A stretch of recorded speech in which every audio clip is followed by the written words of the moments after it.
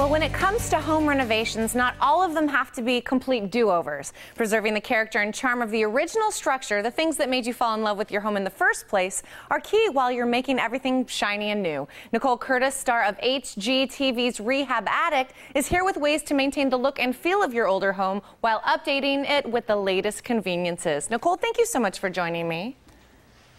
Thank you. So then, Nicole, why do you recommend that we restore our homes instead of doing a complete makeover? You know, you can always put your own twist on a house without wiping out its history. And that's unfortunately what so many people feel is necessary to have what they want in their house. And, you know, one of the things I hear, you know, I've been in design for so many years and real estate and building, kind of like the trifecta of everything. And the #1 complaint is, listen, I don't want to deal with old wiring. I don't want to deal with old plumbing. I'm not going to deal with air, units for cooling. I want everything to be like brand new. But I like the feel of an old house. So then you see people that build a new house and they call me and they say, how do we add some character? Well, I'm always saying, buy an old house. Why don't you just do a simple thing like add modern luxury to it, but you still have the integrity there. It's cheaper and it's easier to work with what you have rather than try to build something back into it. And with all of our homes right now, you know, the biggest thing on everyone's mind is always energy efficiency, because that's really where it's affecting your budgets.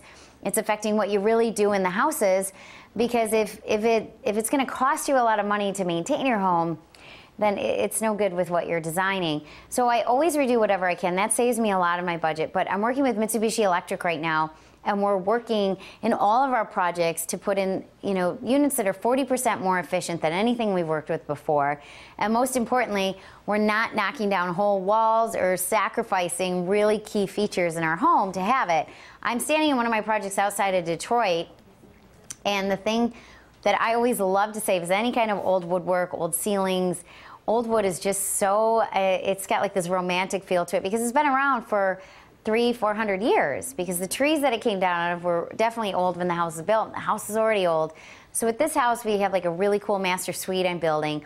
All the wood will still be able to be within eyesight and not blocked by any, cumbersome units for the electrical, the plumbing, or the heating and cooling, because we've designed it to have everything, we're using ductless system, we're hiding everything in walls, and really just so you focus on what's cool about 1904, rather than the fact that you see, all the mechanics that make up the house. Well, these are all great points, and I love that you're talking about, we're saving money, and we're keeping the cool parts of these old houses. So I know one issue in old homes is the flooring. So a lot of times we come across these old houses and there's really damaged flooring. So why do you recommend not just tearing it up right away? Well, I mean, anytime that you can walk in somewhere and you can have the best of the best, why wouldn't you want to keep that? And in old houses, your hardwood floors, they're not anything that we're producing today. They're milled out of old growth, trees that have been around for a couple hundred years, like I said before, and we don't have that. We don't have that in our mills anymore. We have new wood, and so you put that in. It's just not the same quality. And with everything I do, I want to make sure that the quality is there, and that's just why I've always looked at everything and been like, well, what's it going to take to redo it? Plus, it saves you a lot of time. You don't have to get in your car and go back to the store because you forgot everything that you need to install the new floor. And if you're like me, every time I do a project, I realize I forgot something.